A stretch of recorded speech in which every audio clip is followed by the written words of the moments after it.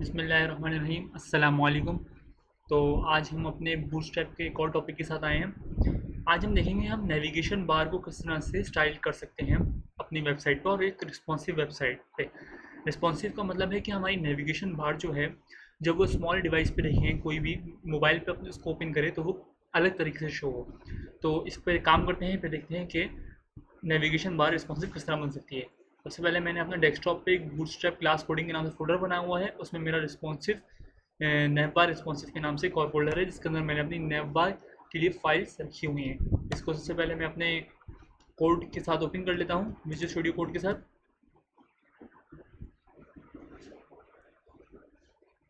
हमारी जो नेवबार रिस्पॉन्सिव का फोल्डर है वो हमारे विजुअल स्टूडियो कोड के साथ ओपन हो चुका है।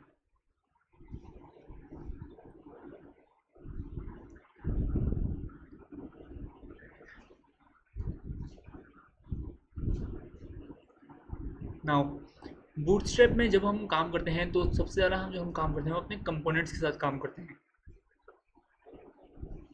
अगर हम डॉक्यूमेंटेशन में आए और यहाँ पर हमारे पास कंपोनेंट्स का ऑप्शन है, तो आज हम नेविगेशन बार बनाना सीख रहे हैं। तो सबसे पहले नेव बार को देख लेते हैं कि नेव बार में किस तरह से काम हो रहा है। हमारा जो फोल्डर है वो ओपन हो चुका है।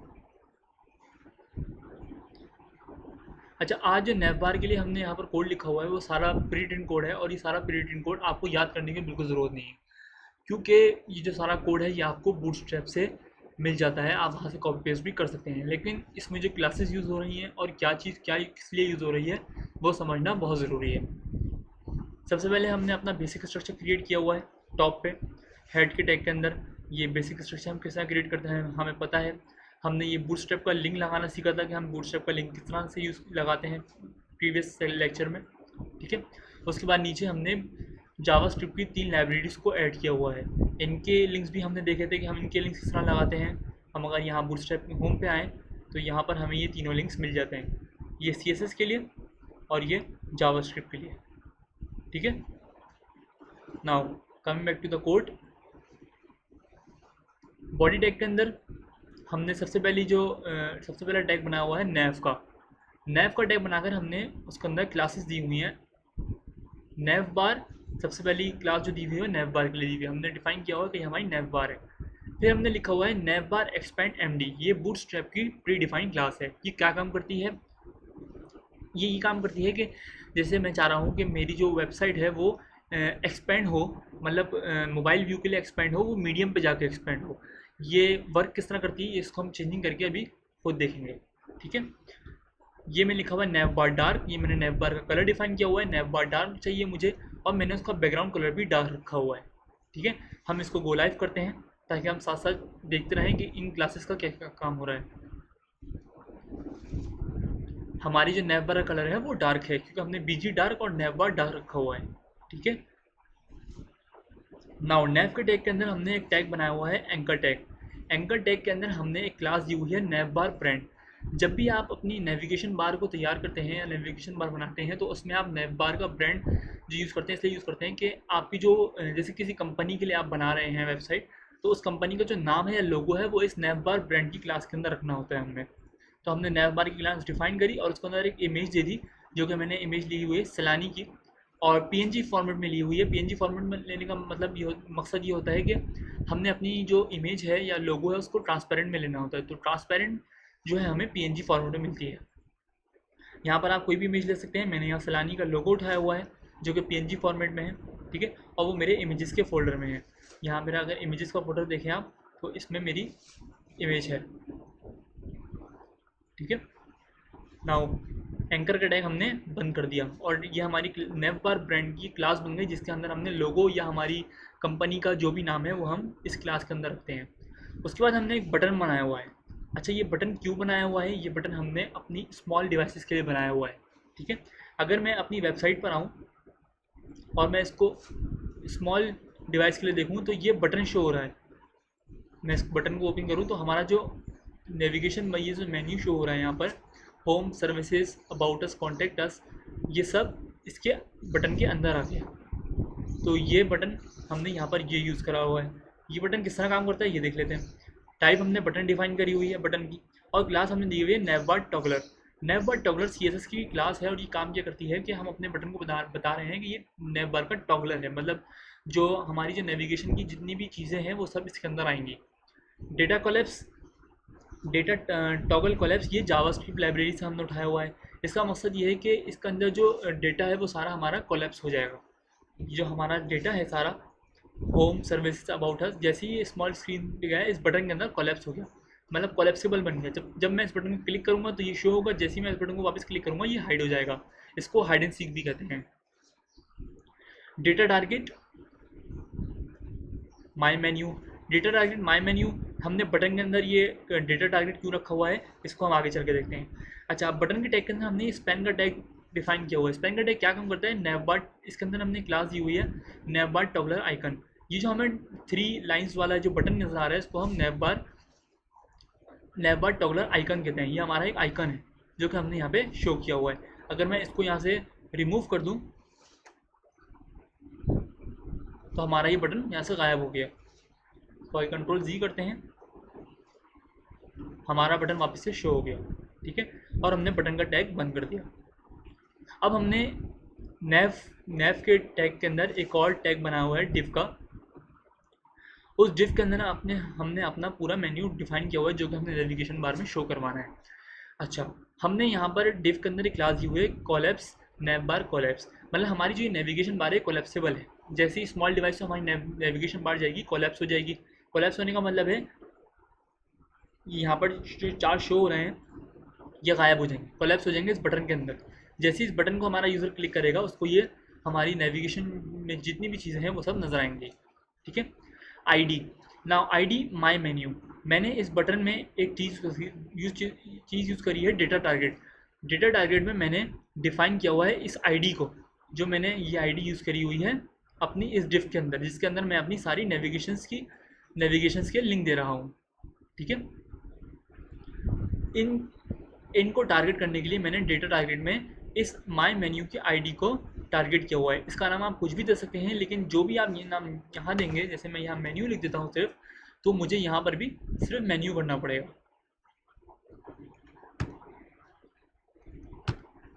ठीक है, वापस आते हैं, इसको चेक करते हैं, ये काम वैसे ही कर रहा है। लेकिन अगर मैं यहाँ पर मेन्यू की जगह अगर कुछ भी मिस्टेक कर देता हूँ और मैं सही तरह टारगेट नहीं करता अपनी, तो ये ओपन नहीं होगा।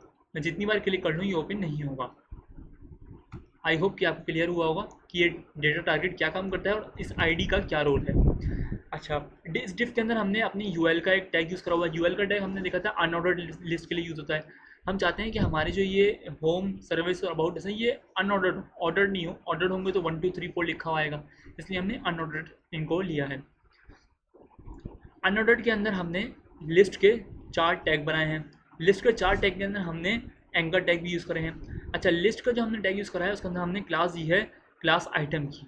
ठीक है, अच्छा, यूएल के अंदर भी हमने क्लास दी है नेव एमएल ऑटो। ये सब जितनी भी क्लासेस यूज़ हुई हैं यहाँ पे सब बूटस्ट्रैप की प्री डिफाइंड क्लासेस हैं। नेव बार नेव हमने यूज़ करा है। नेव बार नेव हमने यूज़ इसलिए करा है कि हम अपनी इस यूएल को बता रहे हैं कि ये नेव बार नेविगेशन है हमारी, इसके अंदर जो भी हम डेटा लेंगे वो हमारी नेविगेशन है। उसके बाद हमने लिखा हुआ है M L auto. M L auto का मतलब है margin left, M margin, L मतलब लेफ्ट, ऑटो मतलब लेफ्ट से जितनी भी मार्जिन है वो हमारी ऑटो हो जाए। अगर मैं इसको एम राइट ऑटो कर देता हूँ तो हमारी जो नेविगेशन है वो शिफ्ट हो जाएंगी, हमारी जो नेविगेशन है वो लेफ्ट में शिफ्ट हो गई। तो इसलिए हमने इसको बोला है एम लेफ्ट ऑटो ऑटो, क्योंकि हम चाह रहे हैं हमारी जितनी भी नेविगेशन है वो हमें राइट पर मिलें। ठीक है, ऑटो हमने इसलिए लिखा हुआ है कि खुद ही एडजस्ट कर ले। यहाँ पर अगर 4 की जगह 8 हो जाए तो ये जो मार्जिन लेफ्ट है इसको खुद ही एडजस्ट कर ले। अगर मैं इसको कॉपी करके नीचे पेस्ट कर देता हूँ तो ये देखिए मार्जिन लेफ्ट खुद ही एडजस्ट हो रही है। कंट्रोल जी करते हैं। अच्छा, नैव बार नैव देखा हमने, एम एल ऑटो देखा। अब आते हैं इस एल आई के टैग के अंदर हमने नैव आइटम की क्लास यूज़ करी है। नैव आइटम का मतलब होता है हमारी नेविगेशन, जो हम नैव बार बना रहे हैं उसका सबसे पहला आइटम है ये। हम आइटम्स डिफाइन कर रहे हैं कि हमारे आइटम्स हैं नेविगेशन बार के अंदर। ठीक है, first item, second item, third item, fourth item, सबके लिए एक ऐसी क्लास यूज़ होगी क्योंकि ये बूटस्ट्रैप की प्री डिफाइंड क्लास है। एल के टैग के अंदर हमने HREF का टैग यूज़ किया हुआ है, HREF का सॉरी एंकर्ड लिंक यूज़ किया हुआ है। एंकर का टैग हमने इसलिए यूज़ करा हुआ है कि हम जो चाह रहे हैं कि हमारे जो ये होम सर्विसेज हैं सब क्लिकेबल हो, जैसे ही हम इसमें माउस लेके जाएंगे क्लिकेबल हो, ठीक है। क्योंकि अभी हमने इसके साथ कोई और पेज कनेक्ट नहीं किया है, तो ये अभी हमें कहीं भी लेकर नहीं जाएगा। लेकिन हमने अपने पेज किस तरह से टारगेट करते हैं अपने पेजेस, और हमने देखा था कि हम HREF के अंदर उसका एड्रेस दे देते हैं। जैसे मैंने यहाँ से सर्विसेज के पेज पे जाना है, तो मैं यहाँ पर लिख दूंगा सर्विसेज .html। ऑब्वियसली बात है क्योंकि अभी हमारे पास सर्विसेज का कोई पेज नहीं है, तो ये हमें कहीं भी लेकर नहीं जाएगा। लेकिन अगर हमारे पास पेज होता तो हम उसको कनेक्ट इस तरह करते। पेज को इंटरलिंक करने का तरीका ये है। अभी हमारे पास कोई पेज नहीं है, तो हम HREF के टैग के अंदर सिर्फ हैश रहने देंगे, ठीक है। और उसके अंदर एंकर टैग के अंदर हमने क्लास दी हुई है नैवलिंक की। नैवलिंक की क्लास इसलिए डिफाइन करी हुई है, ये भी बूटस्ट्रैप की क्लास है, और ये डिफाइन बता रही है हमारे ब्राउजर को कि ये नैवलिंक है, मतलब ये क्लिकेबल लिंक है, ठीक है। इसके अंदर हमने home, services, about us, contact us अपने 4 लिंक दे दिए, अपनी 4 LI डिफाइन कर दी। और यहाँ पर अपनी जो कोलेप्सिबल नैव बार की हमारी जो डिव है उसको क्लोज कर दिया, और यहाँ पर नैव के टैग को हमने क्लोज कर दिया। तो ये बेसिक से हमने देखा कि हम अपनी नेविगेशन बार को किस तरह से जनरेट कर सकते हैं। हमने नेविगेशन बार खुद भी क्रिएट करी थी, लेकिन वो रिस्पॉन्सिव नहीं थी, और उसके लिए हमें बहुत सारी CSS यूज़ करनी पड़ी थी। तो बूटस्ट्रैप यही काम करता है कि नेविगेशन बार हो या कोई भी आप काम करें अपनी वेबसाइट में, उसको CSS के काम को बहुत आसान कर देता है। और अपनी कुछ क्लासेस से, जो क्लासेस हमें समझनी ज़रूरी है, समझ में आ जाए तो हमारा काम बहुत आसान कर देता है, ठीक है। CSS मैंने थोड़ी सी लिखी है यहाँ पर, वो क्योंकि मैंने लोगों का साइज़ मेरा बड़ा था, तो मैंने लोगों का साइज़ कंट्रोल करा है, और मैंने नेविगेशन बार पे हावर यूज़ किया है। हावर जो आप यहाँ देख रहे हैं वो हमने हावर यूज़ करा है। अच्छा, अगर मैं इसको स्मॉल डिवाइस में ले आता हूँ, और मैं जब यहाँ पर आके होम सर्विसेज और अबाउट उस पर लेके जाता हूँ माउस को या कर्सर को, तो हमारी होम है ये बिल्कुल हमारे लेफ़्ट से बिल्कुल मिला हुआ है। तो हमने यहाँ पर एक पैडिंग लेफ़्ट यूज़ करी है, पैडिंग लेफ़्ट 10 px लेफ़्ट से अब अच्छा स्पेस आ रहा है, ये देखिए खुद ही पैडिंग जनरेट हो रही है, ठीक है। ट्रांजिशन हमें पता है क्या काम करती है, बॉर्डर रेडियस हमें पता है क्या काम करती है, और हमने बैकग्राउंड कलर दिया हुआ है। जैसे ही मैं हवा करूँ हमारा कलर जो है बैकग्राउंड, हमारा जो बैकग्राउंड कलर है वो ब्लैक हो जाए, ठीक है। तो ये सब चीज़ें हमने CSS में देखी हुई हैं, और आप लोग इससे बहुत अच्छी तरह फेमिलियर हो चुके होंगे अभी तक। इसको हम बंद कर देते हैं। ये हमारी index.html की फ़ाइल है। ये हमने नेविगेशन बार के लिए अपनी बेसिक्स का कॉन्सेप्ट देखा और बेसिक्स का कोड देखा। अब हम देखते हैं कि बूटस्ट्रैप में हमें ये कोड कहाँ मिलेगा और हम इसको किस तरह से अपनी वेबसाइट में यूज़ कर सकते हैं। सबसे पहले बूटस्ट्रैप ओपन कर लेते हैं, डॉक्यूमेंटेशन में जाते हैं, कंपोनेंट्स,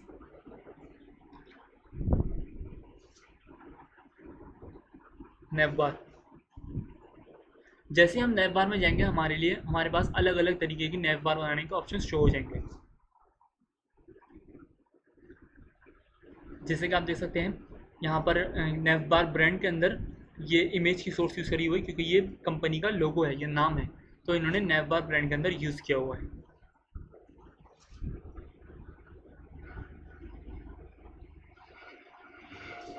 इसी तरह आप अपनी वेबसाइट पे एक सर्च का आइकन भी बना सकते हैं, एक सर्च एरिया भी बना सकते हैं। अगर मैं इसको यहाँ से कॉपी करके अपने पास पेस्ट कर लूँ, तो हमारे पास भी, चलें इसको करके देखते हैं ये किस तरह से काम करता है।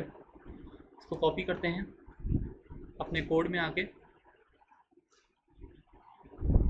हमारे जो ये कोलेप्सिबल नैव बार की हमारी जो डिफ थी उसके नीचे मैंने पेस्ट करा है। ये देखिए हमारी नेविगेशन बार के बाद हमारा सर्च का एक ऑप्शन जनरेट हो चुका है। इसमें सर्च का ये ग्रीन कलर इन्होंने किस तरह यूज़ करा है, इसको देख लेते हैं थोड़ा सा। फॉर्म इनलाइन, उसने बताया कि फॉर्म जो है वो इनलाइन हो, हमें ब्लॉक लेवल में नहीं चाहिए, इनलाइन चाहिए। हमारा जो सर्च का जो ऑप्शन है, जो हमारा सर्च का एरिया और ये सर्च का जो बटन है, ये सब दोनों इनलाइन है। उसके बाद फॉर्म कंट्रोल हमने यूज़ किया हुआ है। अच्छा, ये फॉर्म कंट्रोल क्या है, ये अभी हम जब कॉन्टैक्ट का पेज जनरेट करेंगे तो हम वहाँ पर देखेंगे। यहाँ पर मैं आपको एक चीज़ दिखाना चाहूँगा, BTN आउटलाइन सक्सेस जो यूज़ करा हुआ है ग्रीन कलर की यूज़ होता है। जैसे अगर मैं यहाँ पर आकर डार्क की जगह पर सक्सेस कर देता हूँ, तो हमारी जो नेविगेशन बार है वो ग्रीन कलर की हो जाएगी। इससे हमारा ये सर्च का बटन छुप रहा है क्योंकि वो भी ग्रीन है, उसको मैं डार्क कर देता हूँ। अच्छा, सर्च के बटन में ये क्या काम हो रहा है, माई एस एम और ये form control, M R S M two, ये सब हमें देखने की ज़रूरत नहीं, क्योंकि जब हम आगे जाकर बटन्स पढ़ेंगे तो हम उसमें डिटेल में जाके इस चीज़ को पढ़ेंगे। अब देखिए, अब ज़्यादा बेहतरीन सर्च का जो बटन है हमारा अच्छा दिख रहा है यहाँ पर। इसी तरह हम देख लेते हैं हम बटन कलर्स कौन कौन से यूज़ कर सकते हैं। एक हमारे पास डार्क हो गया, सक्सेस हो गया, एक प्राइमरी हो गया। प्राइमरी कौन सा कलर होता है, प्राइमरी ब्लू कलर होता है। सेकेंडरी कलर अगर हम देखें तो सेकेंडरी ग्रे सा कलर होता है हमारे पास।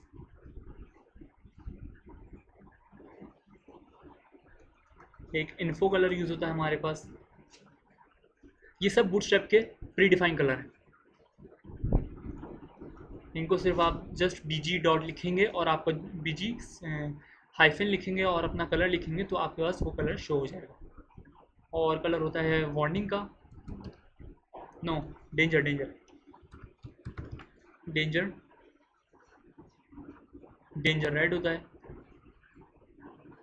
ठीक है, तो इस तरह से आप कोई भी कलर यूज़ कर सकते हैं। तो आप इसको डार्क कर देता हूँ और इसको सक्सेस कर देता हूँ।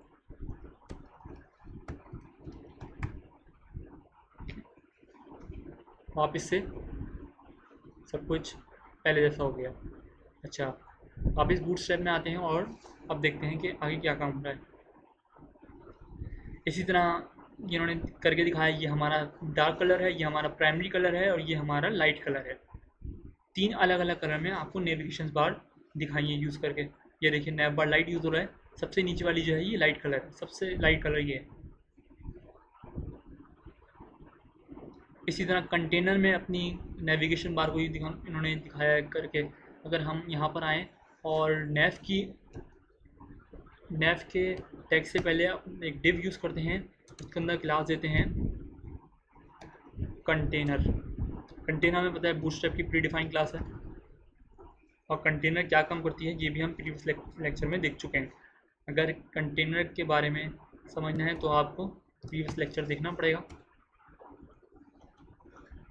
कि कंटेनर किस तरह से काम करता है। कंटेनर और कंटेनर फ्लूइड दो अलग अलग तरह की चीज़ें हैं। ये देखिए, हमारा जो सारा कंटेंट है वो लेफ़्ट और राइट से मार्जिन ले चुका है, क्योंकि हमने कंटेनर में अपनी नेविगेशन बार को रख दिया।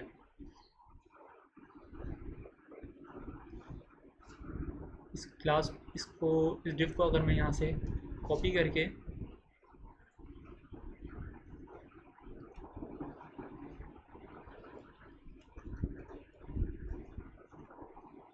फॉर्म कंट्रोल्स,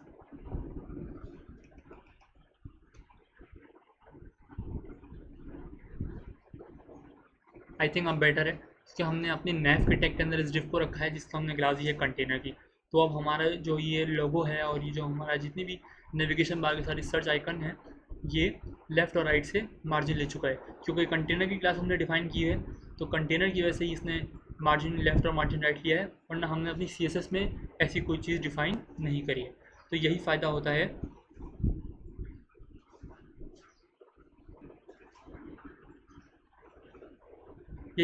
बूटस्ट्रैप को यूज़ करने का। इसको मैं यहाँ से हटा देता हूँ। अच्छा, ये नेव